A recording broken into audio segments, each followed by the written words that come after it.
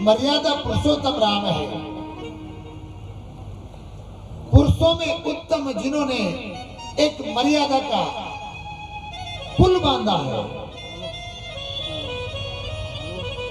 आपने न कभी सुना होगा और न सुन पाओगे कि किसी भैया ने अपने भाभी और भाई के खातिर अपना घर बार छोड़ करके 14 साल तक बिना निद्रा के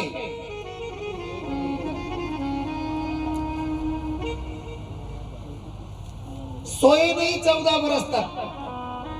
लखन भैया और भाभी और भैया की सेवा में 14 साल तक खड़े रहे। ऐसी कथा रामचरितमानस की कथा है। इसकी कल्पना तक नहीं करेगा कोई आदमी।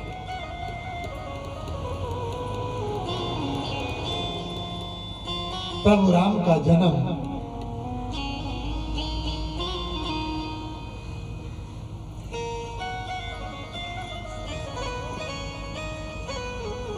भय प्रकट कृपाला दीन दयाला कौशल्या हितकारी। पंक्तियां देखेंगे बाबा तुलसी की।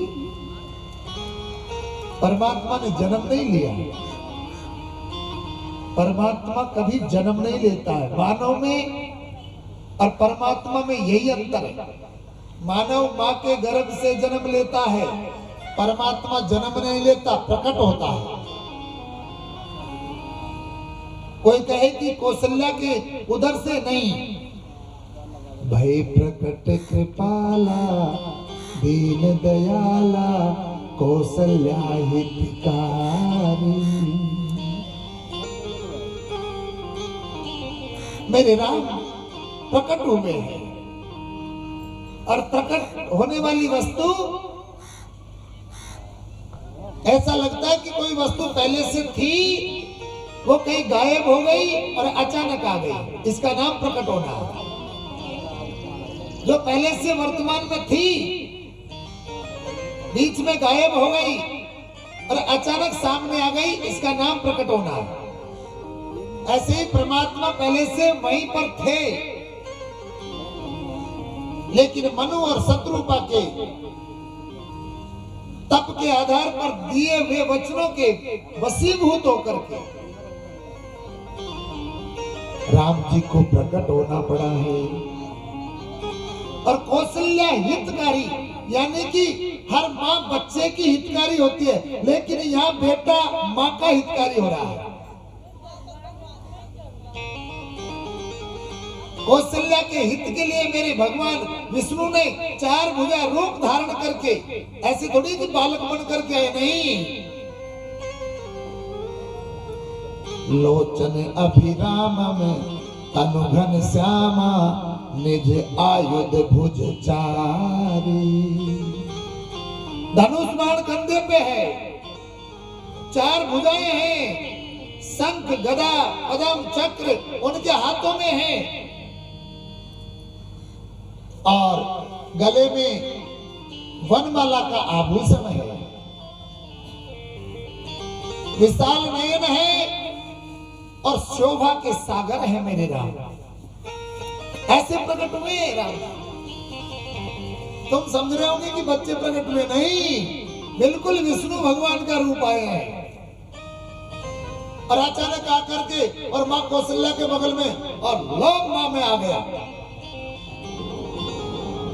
माँ ने कहा तू कौन है? माँ ने अपने उधर पर हाथ फेरा, उधर गायब।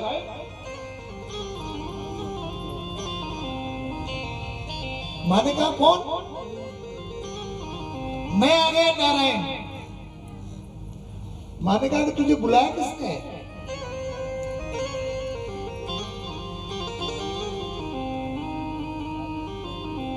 किसने बुलाया तुझे? क्यों आया हो? अब माँ की तो आंखें चकाचौंध हो रही उस रूप को देख करके। माँ आंखें बंद करके उत्तर दे रही है प्रभु के प्रश्नों का। उन्होंने कहा कि आपने तप किया था, मैंने वचन दिया था, मैं आ गया ना। माँ ने कहा कि प्रभु लगता है आप वचन चूक गए।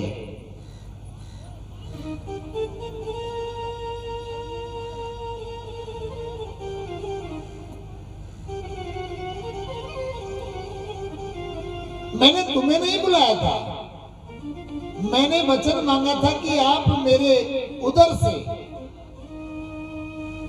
बालक बन करके और पुत्र के रूप में प्रकट होंगे। आप तो बाप का रूप मांगे, आप तो जगदीश के रूप में आ गए। मैं आपको पुत्र स्वीकार नहीं कर सकती। तब भगवान ने प्रेम में पुलकित होकर के वचन कहे कि मां, मुझे प्रकट होना तो आता है, लेकिन बच्चे बनने की कला मेरे अंदर नहीं है, बच्चा बनाने की कला माँ के अंदर होती है। इसलिए अब तू मुझे जगदीश से जगत का बच्चा बनाने की कला सिखा। इसका नाम है माँ।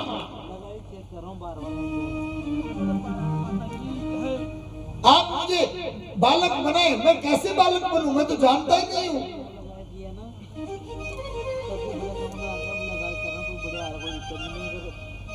माँ कहने लगी, छोटे बने, भगवान छोटे हो, ये दो हाथ हटाओ, दो हाथ हटाओ, ये शंख गदा पद्म चक्र सब फेंको दूर। वो भी फेंक दी और कहा कि अभी वस्त्रहीन हो जाओ, कपड़े उतारो। प्रभु ने कपड़े उतारे, छोटे से बालक बन गए और कहा कि अब बोलो, अब क्या करना है? कि अभी तो तू बालक तो बन गया, लेकिन बोल तो बाप की तरह ही रहा, रोना चालू कर, रोना। और जो प्रभु ने रुदन किया और बांधिया दौड़ी साहब।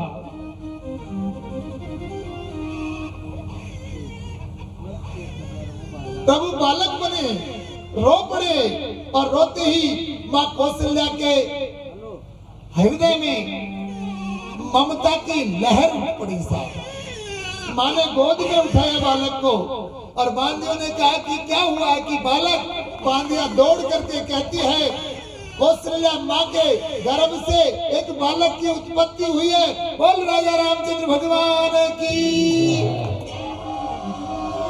जैसे ही बालक की उत्पत्ति, बालक की पैदाइश की बात राजा दशरथ ने अपने कानों से सुनी, तो राजा दशरथ आंगन के बीच में दोनों आंखें बंद करके और ऐसे सुमरण करके ऐसी यादाश्त में डूब गए मानो ब्रह्मानंद की प्राप्ति हो गई हो।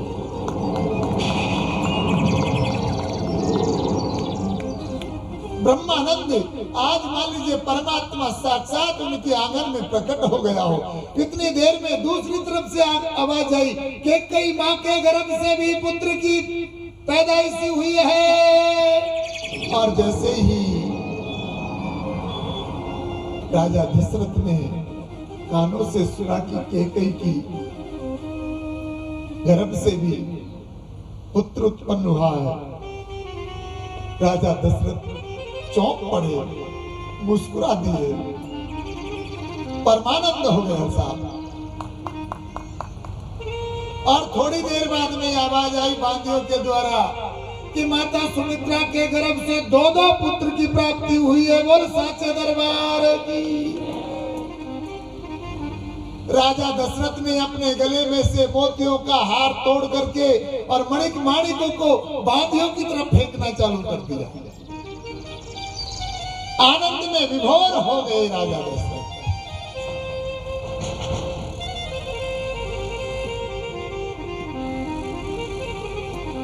दशरथ पुत्र जन्म सुनि काना, अरे मानो ब्रह्मानंद समाना।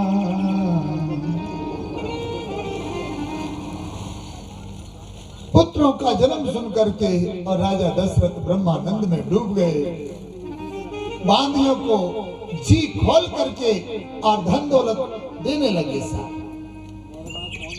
जो भी आकर के कहता कि प्रभु राजन, आजकल के राजा हमारे रामनारायण जी आए थे, उन्होंने वो बहुत बड़ी बात कह के गए थे कि कंसों का विध्वंस करना है।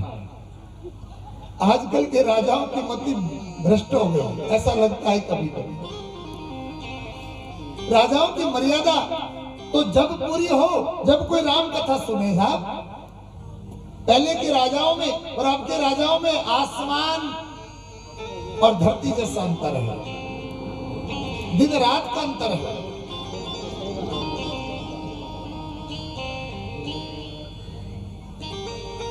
एक बार एक राजा, उसका एक बहुत बड़ा बगीचा, बगीचे में वो सारे मंत्रियों को लेकर के और मंत्रणा कर रहा है, कोई सभा बुलाई है उसने।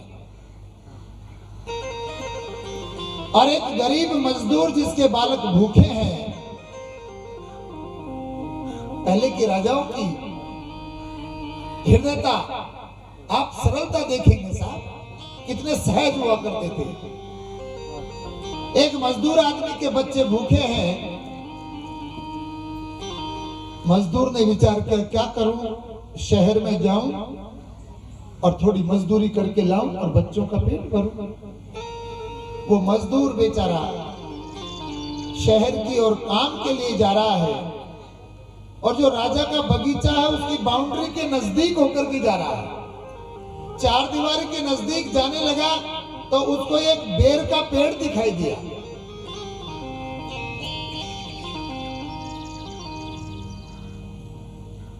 मजदूर ने एक पत्थर उठाया और बेर के पेड़ में इसलिए मारा कि थोड़े बहुत बेर गिरेंगे तो मैं झोली में लेके जाऊंगा और बच्चों को खिला दूंगा। लेकिन नसीब का क्या करे साहब, विधाता ने जो भाग्य में लिख रखा है। मजदूर ने पत्थर उठा करके पेड़ को मारा तो पेड़ के तो लगा नहीं, और पेड़ में से सीधा पत्थर निकला और जहां राज्यसभा चल रही थी उस राजा की कनपटी पे जाकर के लगा। वाह रे नसीब, वाह रे नसीब। राजा की कनपटी पर लगा तो राजा जी लौहलुहान हो गए साहब। मंत्रियों ने दौड़ करके मजदूर को पकड़ा, राजा को पत्थर मारता है, बेचारा मजदूर घायल होगा। हे प्रभु, हे अन्नदाता, हे प्राणनाथ, हे जगदीश्वरी, क्या कर दिया मेरे नाथ।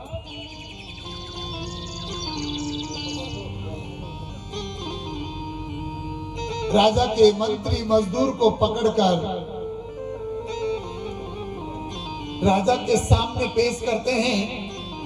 सिपाहियों ने कहा कि आप कहो तो मृत्युदंड दे दे, आप कहे तो इसका हाथ पांव काट करके फेंक दे, आप कहो तो इसकी गर्दन धड़ से अलग कर दे। राजा ने कहा नहीं भाई, पहले इससे पूछा जाए कि आखिरकार पत्थर मारने का कारण क्या है।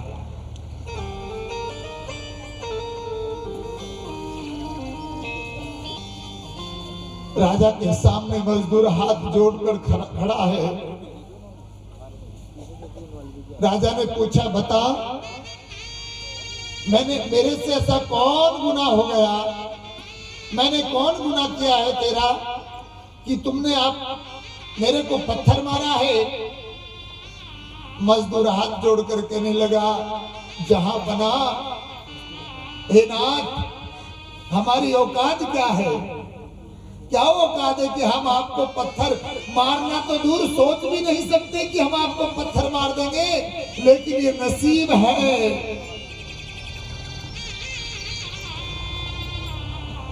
हे राजन, मेरे बालक भूखे थे, मजदूरी के लिए शहर आया था, सोचा था कुछ कमा के लाऊंगा, बालकों को आटा खरीद के खाना खिलाऊंगा, लेकिन वाह रे नसीब, आपके बेर के पेड़ को पत्थर मारा था।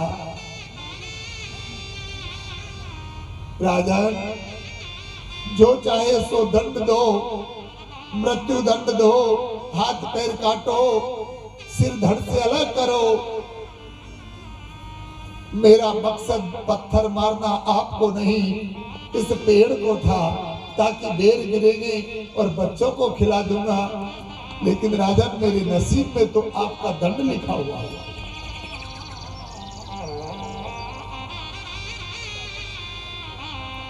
राजा ने कहा कि मंत्रियों, इस शहर के जितने भी मजदूर हैं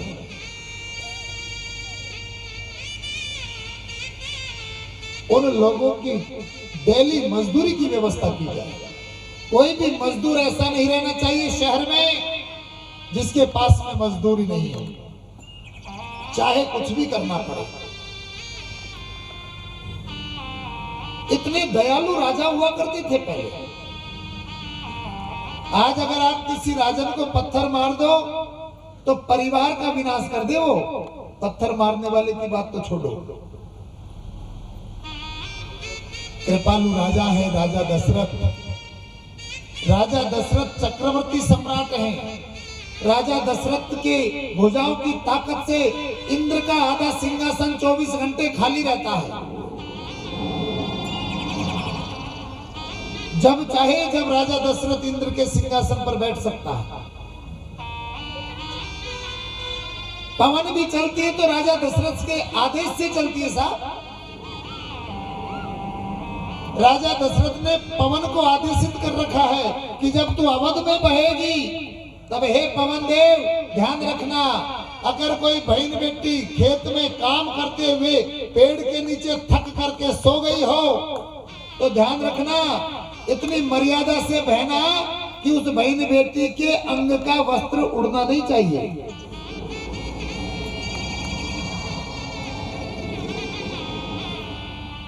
ऐसे राजा है राजा दशरथ।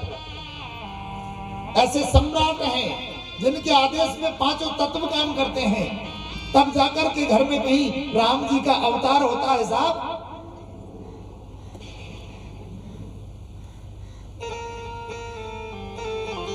ब्रह्मानंद में डूब गए राजा दशरथ। कानों के कुंडल गले के हार तोड़ तोड़ करके उनके मोती बांधियों की तरफ फेंक रहे हैं राजा दशरथ। आंगन के बीच में बिना कुर्सी नीचे बैठे हुए राजा दशरथ इतने भाव विभोर होते साहब। मां ने कहा कि भगवान से कि अब आप पूर्ण हैं पर अभी एक काम बाकी है। क्या कि आप वही काम करो कि आप मुझे मायावी बनाओ। माया का पर्दा आपने मेरे हृदय से हटा रखा है। ये माया वापस मेरे अंदर आने दो ताकि मैं मां बन करके और ममता का दूध तुम्हें पिला सकूं।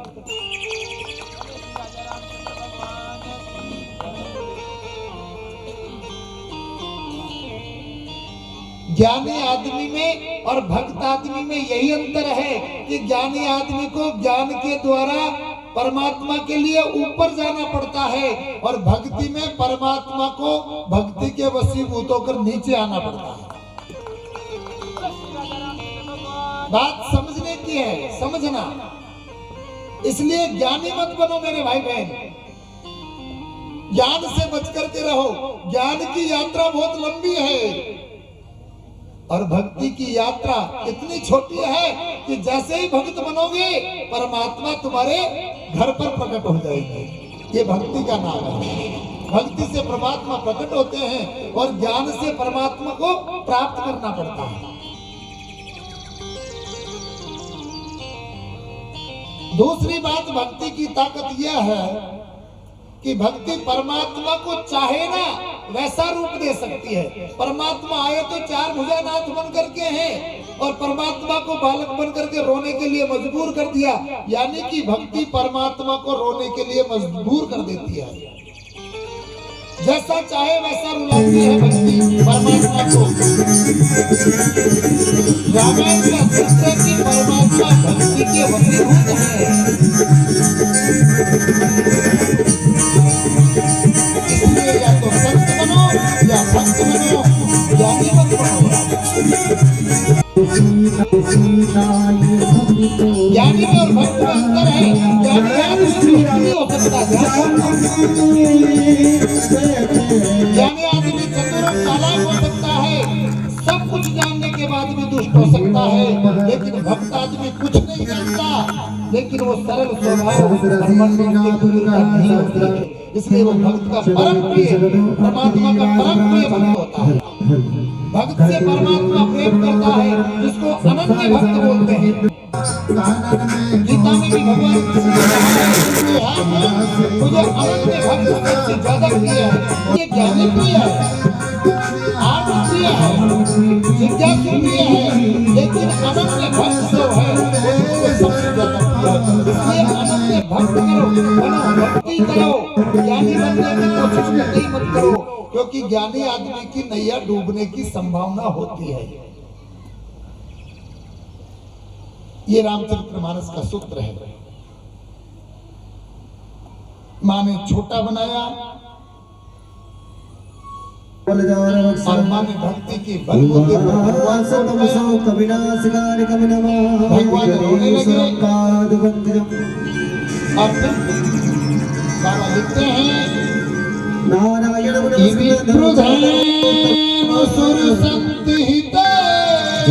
सरस्वती आप्तम तत्व और लीन मनुज तद पदम दर्शितमेन तस्मै माया गुण गोपार। विप्र गाय देवता और संतों के लिए भगवान ने मनुज अवतार लिया है। इसमें राक्षसों के लिए भगवान ने अवतार नहीं लिया। विमल जसो जो इन चार बुद्धिहीन तनु जानी बाबा तुलसी लिखते हैं कि निज इच्छा निर्बंध तनु अपनी इच्छा के अनुसार सही धारण किया। जो परमात्मा माया गुण गोचर से परे है, जो परमात्मा निराकार है, भक्ति के वशीभूत होकर उस परमात्मा को निराकार से नर आकार में आना पड़ा। यह है भक्ति का प्रबल प्रताप।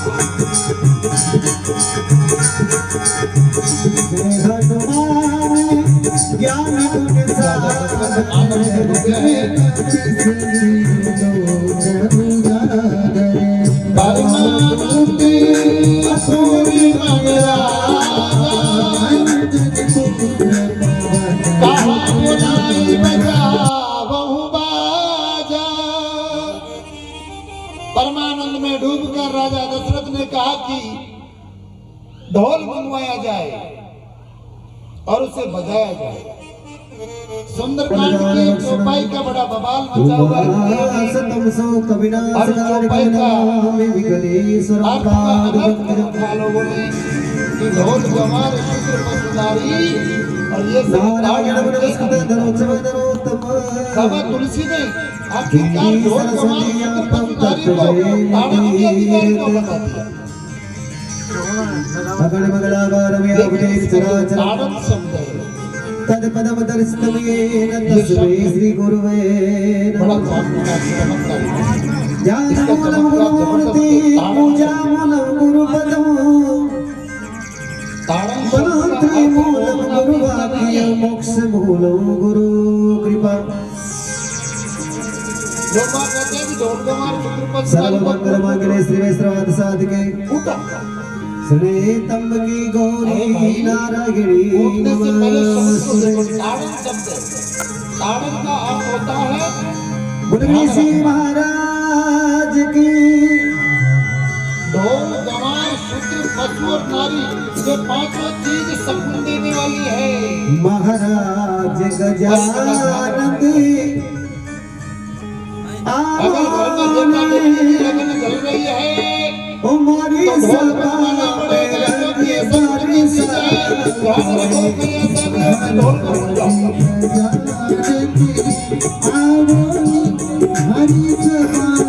समझ में आई ना बात?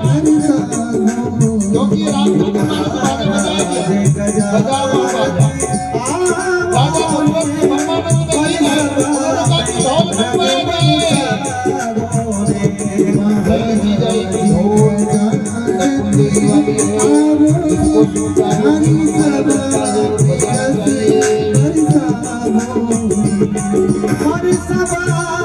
गंवार कैसे तो कुछ नहीं जानता।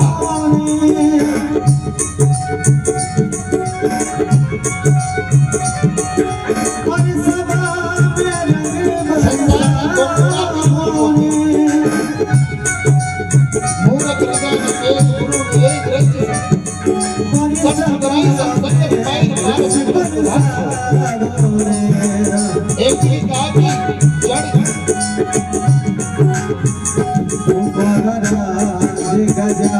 एक जड़ को बोला है एक सतगुरु को संसार में दो प्रकार के लोग पाए जाते हैं।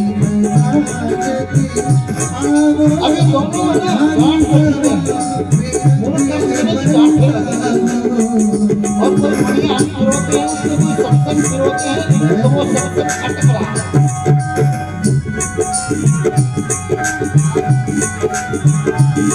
हम चाहते हैं कि मणिया घूमना चाहिए सुमरन चालू होना चाहिए लेकिन आप जैसे मणिया डालते हैं तो वो सुमरन फटता है क्योंकि उसमें गांठ लगी हुई है।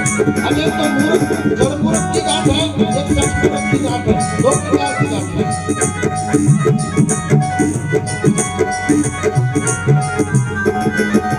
अब जड़ मूर्ख अगर आदमी होगा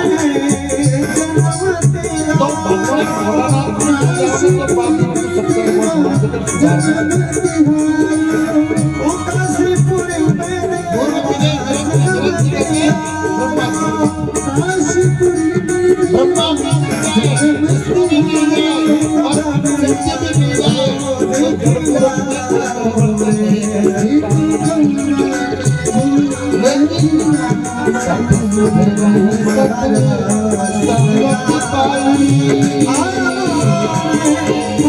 ये जो कथा मानता है अगर इसमें कोई सट आ गया तो वो सत्संग पाके ही उसका मजा ठीक रहता है। अब आप कहोगे कि जब वो सत्संग की गांठ कैसी है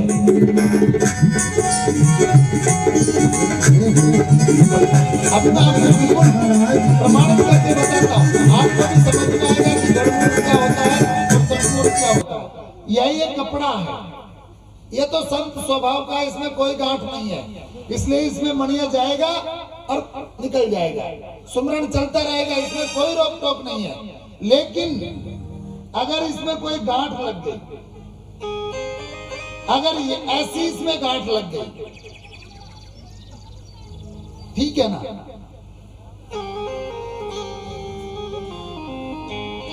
तो ये क्या कि ये सठ मूरख है इसको सठ गांठ कहते हैं। ये सठ मूरख है सत्संग में जाएगा और गुरु महाराज के चरण पकड़ेगा और गुरु महाराज इसमें मणिया पिरोएगा तो वो मणिया यहां जाकर के अटकेगा। अब वो सुमरन नहीं चल पाया वो मणिया यहीं से ऊपर आता है यानी कि भगवान रो भजन बारा घट में नहीं उतरी लियो तो गुरु महाराज क्या करेगा उसको पकड़ेगा और उसको खींचेगा सत्संग सुनाएगा और खींचते खींचते भक्त से गांठ खुल जाएगी उसकी। सठ सुध रही सत्संगत पाई ये सठ मूर्ख तो बिल्कुल सीधा हो गया और सत्संग पाते ही सुधर गया। लेकिन अगर जो जड़ मूर्ख हो गया तो जड़ मूर्ख की स्थिति बड़ी खतरनाक होती है।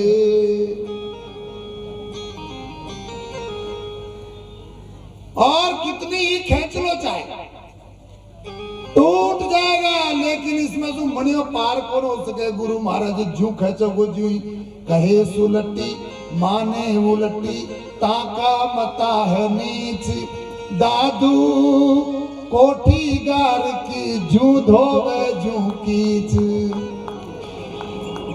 ये न तो गांठ खुलेगी कितना ही खींच लो और इसमें मणिया पार नहीं हो सकता। इसलिए गुरु मिले विरंच सब मूर्ख हृदय नचे ऐसा जड़ मूर्ख कभी भी सुधर नहीं सकता चाहे ब्रह्मा जी ही गुरु को नहीं मिल जाए। गंवार एक मूर्ख व्यक्ति होता है ना समझ व्यक्ति होता है लेकिन मूर्ख आदमी की भुजाओं में बल बहुत होता है। इसलिए आपको उसका ध्यान रखना पड़ेगा क्योंकि वो काम तो बहुत करेगा लेकिन उसको समय पे रोटी चाहिए और समय पे बिस्तर चाहिए। इसलिए ध्यान रखो गंवार आदमी का कि उसके रोटी पानी को ध्यान रखना का खूब काम करे, वो ध्यान रखवा की चीज गंवार। और शूद्र कहते हैं सेवक को, सेवक का ध्यान रखना चाहिए, क्योंकि सेवक तो तुम पैसा दे करके खरीद सकते हो, लेकिन उसकी द्वारा की जाने वाली सेवा को पैसे से नहीं खरीद सकते, क्योंकि सेवा तो दिल से की जाती है। इसलिए सेवक का ध्यान रखो कि कहीं वो नाराज तो नहीं है, जो मांगे उसको समय पर देते रहो ताकि वो सेवा करता रहे, उसका ध्यान रखना चाहिए। और पशु भी शकुन देता है। जिसके घर में पशु नहीं होते हैं ना, उस घर के आदमी ही पशु हो जाते हैं।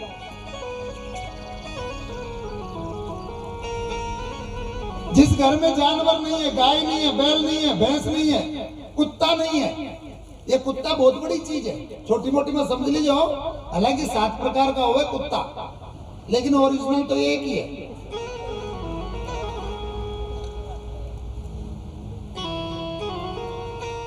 तो पशु का ध्यान, अब देखो, अब अगर अपन मान लीजिए भैंस को इधर चरा रहे हैं खेत में, और खेत में अपन ने बाजरा बो रखा है, ज्वार बो रखी है, और उसकी मेड़ पर खूब घास है। तो जब घास है ना, तो हम क्या चाह रहे हैं कि भैंस घास खाए, खेत में नहीं आए।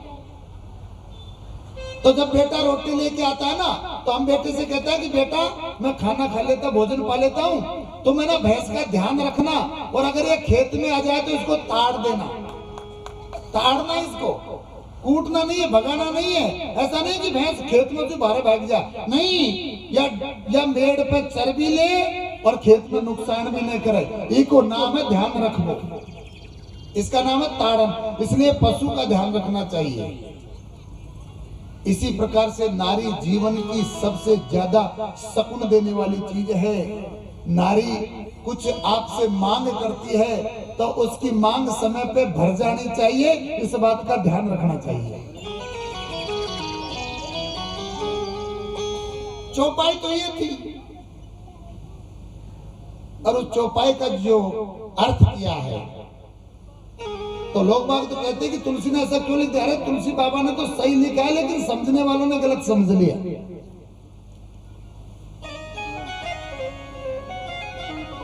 परमानंद में डूब करके राजा दशरथ कहने लगे कि ढोल बजवाए जाए साहब।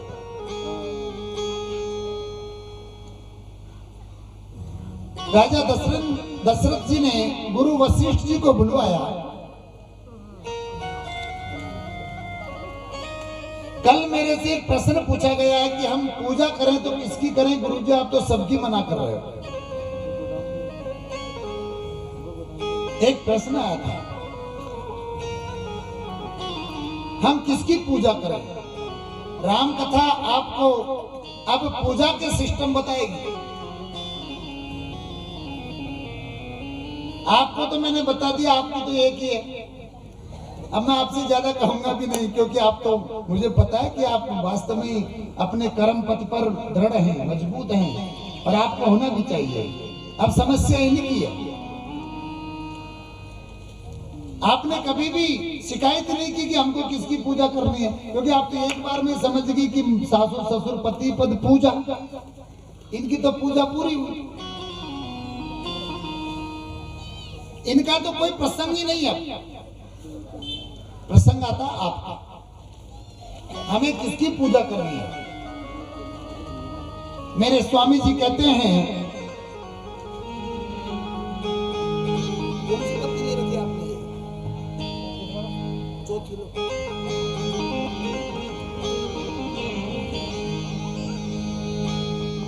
हर आदमी परमात्मा का के पूजन का स्थान अलग अलग बताता है। कि कोई तो कहते